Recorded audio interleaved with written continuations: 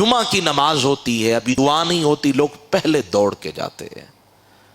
بندہ کہتا ہے یار ان کو کسی نے بھگایا ہے یا کوئی اندر انہیں ڈر محسوس ہوا ہے کہ یہ دوڑے جا رہے ہیں.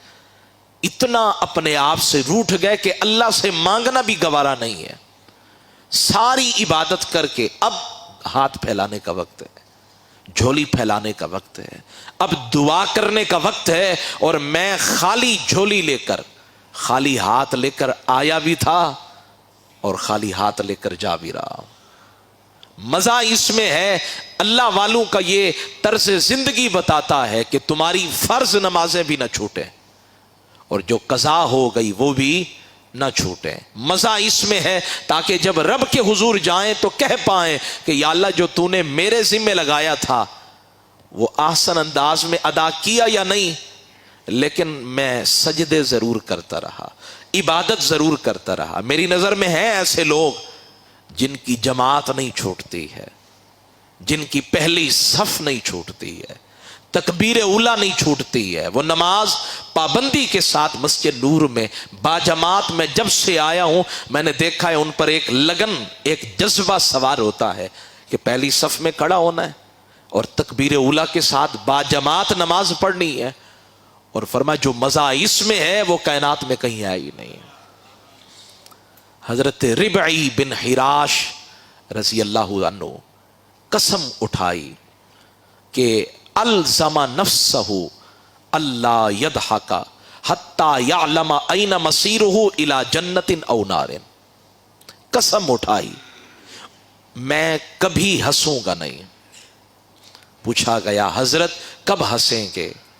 فرمانے لگے جب تک مجھے یہ پتہ نہ لگ جائے کہ میں جنت میں جاؤں گا یا جہنم میں جاؤں گا. حتی یعلم این مصیرہ الی جنت او نار.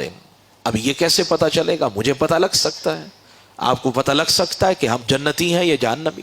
امید تو ہے نا کہ جنت میں جائیں گے، لیکن پکا اطمینان کے ساتھ، تیقن کے ساتھ تو نہیں کہہ سکتے کہ کچھ نہیں ہوگا، جنت میں جائیں گے. حضرت ربعی بن حراش نے قسم اٹھا لی، اپنے اوپر لازم کر لیا جب تک یہ نہ پتہ لگ جائے کہ میرا ٹھکانہ جنت میں ہے یا جہنم میں ہنسوں گا نہیں، میں مسکراؤں گا نہیں. ہم ہنستے کیسے ہیں، کہکا کیسے اڑاتے ہیں، ٹھٹا کیسے اڑاتے ہیں، ہمارے چہروں پہ ہنسی کیسے آتی ہے، پتہ نہیں ہے آنے والے پل میں پتہ نہیں کیا ہو جائے. کہتے ہیں ساری زندگی ہنسے نہیں، مسکرائے نہیں. جب موت آئی، روح قبض ہو گئی، جب آپ کو غسل دینے والے اس پھٹے پہ لٹا کر اگر سال غسل دینے لگا نا تو کہتے ہیں فداہی کا اعلی مغتسلی ہی، کہتے ہیں وہ غسل دے رہا تھا اور ادھر حضرت ربعی بن حراش مسکرا رہے تھے. آپ نے بات سمجھی نہیں ہے. میں نے کیا کہا؟ او بھائی جب تک روح تھی زندہ تھے، مسکرائے نہیں.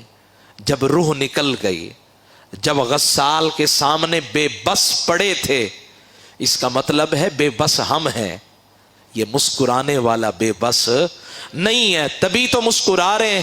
غسال کہتے میں غسل دے رہا تھا اور ان کا چہرہ مسکرا رہا تھا، اور صرف مسکرا نہیں رہا تھا، ان کے لبوں میں جنبش ہوئی. مرنے کے بعد وہ کہنے لگے قدمت علی رب کریم، میں اپنے مہربان رب کے پاس آیا ہوں، جتنا سنا تھا اس سے بھی زیادہ مہربان پایا ہے. سن لو فزت برب الکعبہ، میں کامیاب ہو گیا.